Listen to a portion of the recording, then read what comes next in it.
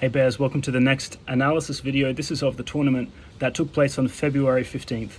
I'm outside now. It might get a bit windy, but I'll try to keep my voice up. Here are the standings. In first place, it's myself with 3 out of 3, and then LawnMowingBear and GreyMatterBear with 2 out of 3.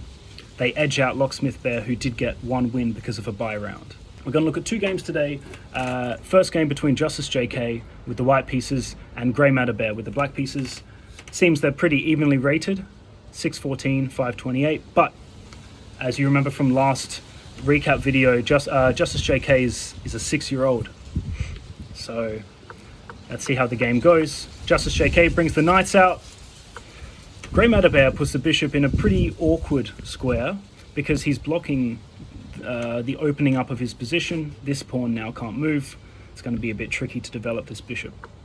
JusticeJayK now puts the queen here. A bit unusual, but it's fine because now that queen move actually supports this pawn push, which fortuitously is a fork. So GreyMatterBear is losing one of these pieces, either the bishop or the knight. He chooses to give up the knight, and JusticeJayK is just not really blundering anything. He's bringing his bishop out with tempo, bringing it back, and he would be happy for GreyMatterBear to trade bishops, because the side that is up a piece, obviously you want as many pieces traded as possible, and then you'll be able to win simpler. There are less chances for you to go wrong when there are less pieces on the board. But GreyMatterBear does the right thing, keeps the bishop on the board. After castles and queen here, GreyMatterBear actually gets 2 connected pawns here, which does look scary, and you'll see in a minute. This does allow JusticeJayK to jump in with his knight. This comes with an attack on the queen and this. And even though you're not losing material, GreyMatterBear has just traded down one of his pieces. And again, JusticeJayK does the right move, which is try to trade queens. And GreyMatterBear is doing the practically right thing, which is keep the pieces on the board. Here with a move like Rook d5, your position just gets even better. So JusticeJayK doesn't find that. He actually plays what looks like a good move. You attack the pawn, you develop your last piece. This is fine, you're still completely winning. It does allow GreyMatterBear to get the last pawn in, and that's because this pawn is protected by the queen. And now this bishop is actually blocking the rook that would be able to take it, if you can visualize this. But JusticeJayK again is insisting on the queen trade, but now he's given up protection of this pawn, and it allows GreyMatterBear to take it. And JusticeJayK is really insisting that we trade queens. Now GreyMatterBear has no choice, but here we're in a position where it's black's move. Black has 3 connected pawns in the middle of the board. I mean, it looks quite scary. Best move right now, just get your piece back. So if you remember at the beginning of the game, there was a fork like this. Now black can play this, and it's trading a blow for a blow. But here, GreyMatterBear, this pawn move isn't going away. All right, if you play something like this first, then surely GreyMatterBear is thinking, now perhaps I've gotten some extra advantage. Now I'll push the pawn, and the fork is still there. But GreyMatterBear, for some reason, he doesn't see the fork, and he just castles. And this allows JusticeJayK to give a check. Now this bishop has moved away from this fork, and it's cleanup time. Now GreyMatterBear has pushed the pawn, but he's overextended and left that pawn undefended. Again, GreyMatterBear is doing the right thing. If you just keep trading, it's going to be much easier for JusticeJayK. But this knight is in quite a sad spot. Right on the A file, not many prospects there. And JusticeJayK, very mature things, just trading down. So this knight is giving a fork, a check with a fork, and so GreyMatterBear is going to have to take it. So JusticeJayK forces the issue, gets another piece off the board. Again, attacking the rook, chasing the rook away, take the pawn, you're attacking the knight. This is just very clinical, as they say. Yes, GreyMatterBear takes the pawn on the edge, but it's only a matter of time now. Speaking of time, JusticeJayK has 53 seconds. GreyMatterBear has just over 2 minutes. And JusticeJayK is feeling a bit under pressure. Remember, he is quite young. Here, GreyMatterBear could have taken the bishop, but, you know, the adrenaline's kicking, pumping. The adrenaline's pumping. Here, can JusticeJayK finish the game off in 30 seconds? It's checkmate in 5 according to the computer. The computer wants to play f4 check, which is what JusticeJayK played. Well done. But after this, do you guys see the winning idea for white? The winning idea is you take this pawn with the bishop, and you're going to play something like this next. So what white wants to do is white wants to bring this rook down here, and this will be checkmate. It'll be the, what do they call it? The ladder checkmate. When your rooks make a dance, go up, down, and give checkmate, if you've seen that before. Here, it can't be played because the king will take it. So white wants to move the king away from that, away from this square. So giving check here means the king would have to step away 1 square to the right, and then you do that. So that's, and there's nothing black can do to stop it.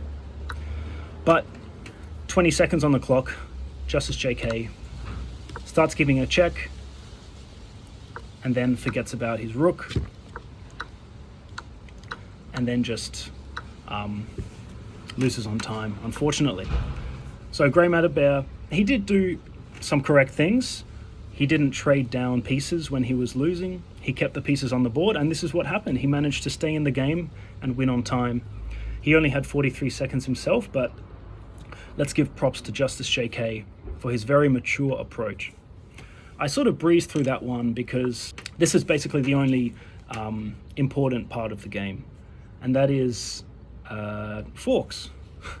And sometimes you don't need to try and be really clever and calculate side variations. Just go straight for the fork. Don't wait for it. Get your piece back. Instead, he pushed this pawn first, and yeah, just do it, as they say. Just do it. The next game we're going to look at is going to be more interesting and wild. So it's between LawnMowingBear with the white pieces and locksmithbear. Now locksmithbear, he's got his famous 4-move checkmate. Is he going to use it in this game?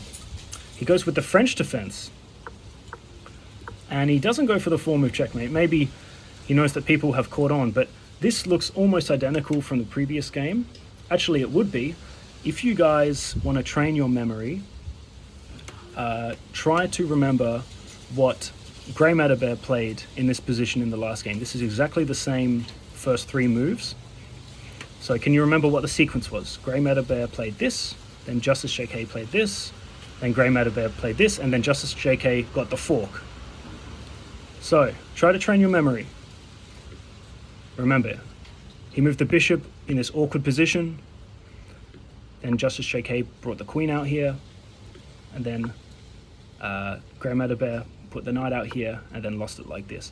Now, if you can train your memory, you can try and play out the rest of the game. It's much easier when you've seen the game more and more. And you can also try and do this with your own games. Try and just play the game over and over again until you remember exactly what happened. All right, this is getting too far. But here, locksmithbear, he's bringing the knight out to the edge of the board. He does like this. LawnMowingBear, very principled. Remember, LawnMowingBear is rated 1800. He does like to have a bit of fun here in these tournaments. Bishop b5, this is great. The queen only has 1 move. And now white is setting up just a very overwhelming, developing masterclass where you push the pawn, the bishop's going to have a scope on the queen, and locksmithbear's pieces are just terrible. But locksmithbear plays the only move that holds in this position.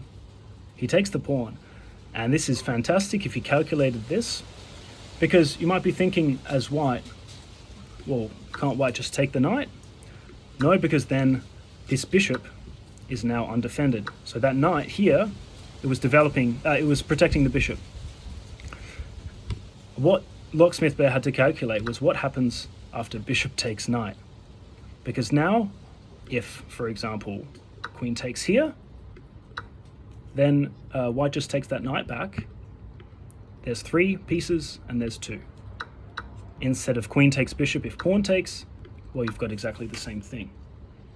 So what does black play here?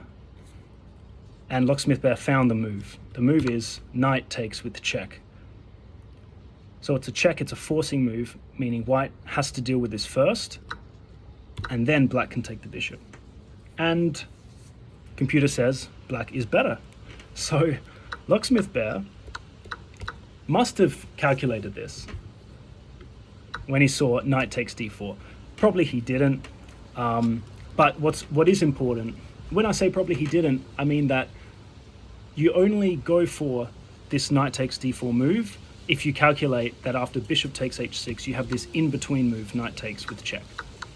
But in this position, after bishop takes, he probably then calculated the right move instead of a move before. But well done, Locksmith Bear. Now, LawnMowingBear is going for the fork. Remember this fork that I said happens in almost every tournament? The king and the rook. How to defend it? There are a couple of ways. But Locksmith Bear puts the bishop out here, which does defend the pawn, but the knight would be able to take the bishop and sort of ruin black's structure, meaning it will take a bit longer for black to develop the other bishop. But anyway. Great by Locksmith Bear. He's doing nothing wrong. Now, normally when one side castles, the other side castles in the same move, or 1 or 2 moves after. It's sort of customary. And here, Locksmith Bear can castle. Nothing wrong with it, but Locksmith Bear decides, oh, I'm gonna push the pawn, get my bishop here, because we were talking about when the knight took the bishop here, now black has to push these pawns twice in order to move the bishop this way. So might as well just move the bishop on this diagonal, which is completely fine. You'll be putting pressure on the center of the board, but LawnMowingBear plays a great move. Now, does this just lose a pawn? Can't black just take?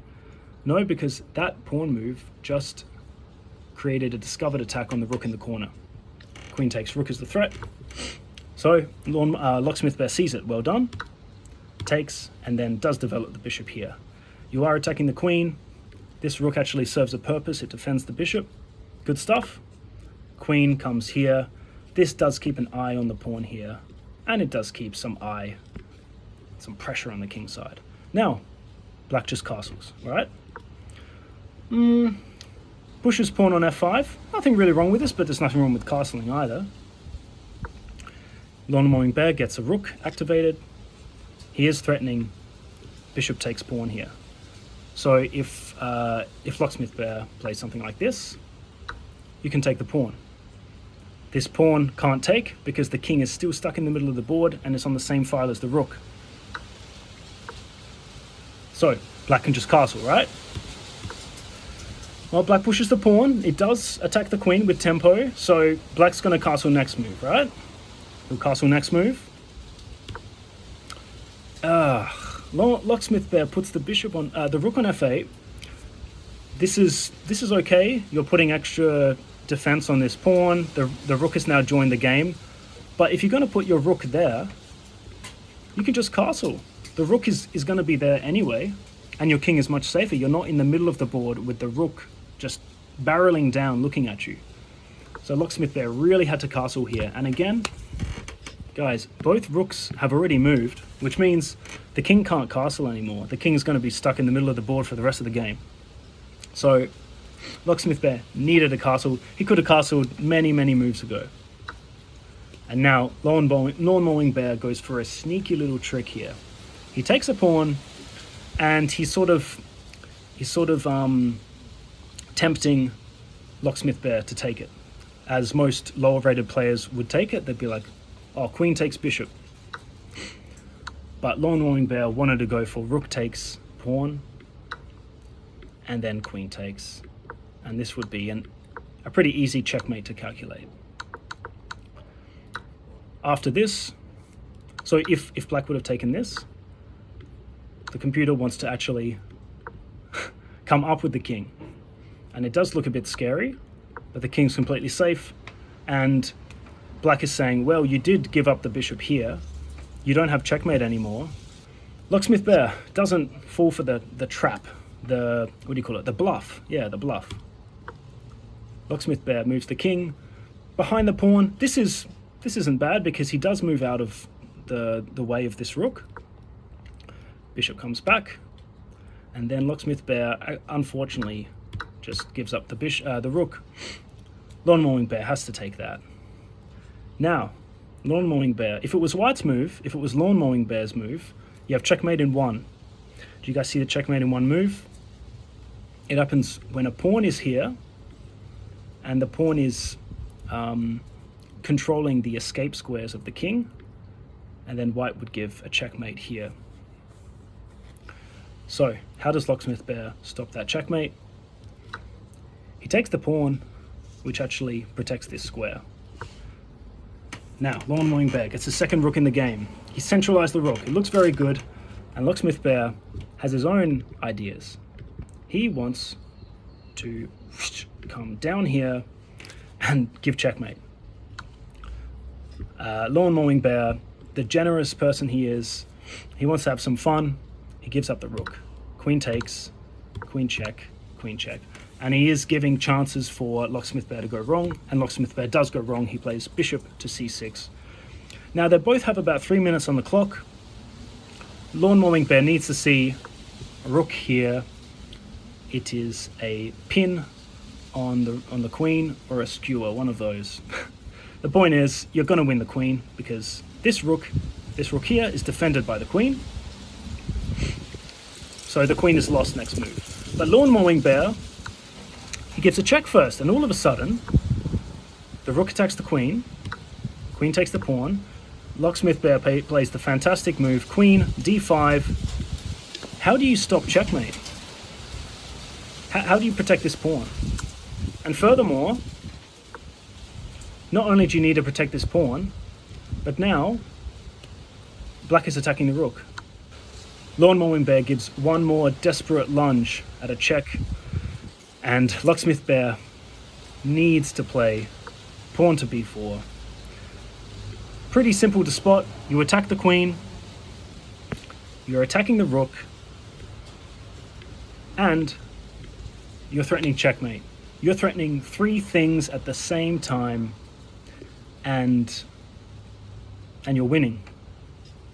There's 2 minutes left for each player. Does Locksmith Bear play this? Locksmith Bear plays a seemingly normal move. He's thinking, if queen takes, then I'll take back. And I'm up a piece. Just needed to see that pawn move, but instead, this is it's a pretty common deflection tactic. White needs to play rook here with check, and the point is the king is drawn away from the protection of the queen. So they're separated, and then white takes the queen. And if king comes up here to try and hold on to the queen, you just come down here, and now the queen is gone, whatever black plays. All right? You're drawn away. And then if you still try to keep in contact with the queen, now the rook is also attacking the queen. In the game, that's exactly what LawnMowingBear played. This sequence, and Locksmith Bear walks into a checkmate. So, what can we learn from that game? We can learn, as black, even if you're losing in a position like this, it's really nice to have your own threats. The threat here is checkmate. And when you're playing LawnMowingBear, you can hope that he tries to give you some chances. But the most important lesson was just castle. Even here, you can play this move whenever you want. Just white castles, black can castle. Here. Castle, instead place this. Here, castle, instead place this. Here, castle, instead brings the rook out here. And that was sort of the theme. If black was a bit safer, then the king wouldn't be running around. But still, Locksmith Bear played still pretty well and plenty of good moves. So thank you for watching this recap, and stay tuned for the next few videos and for the next tournament recap.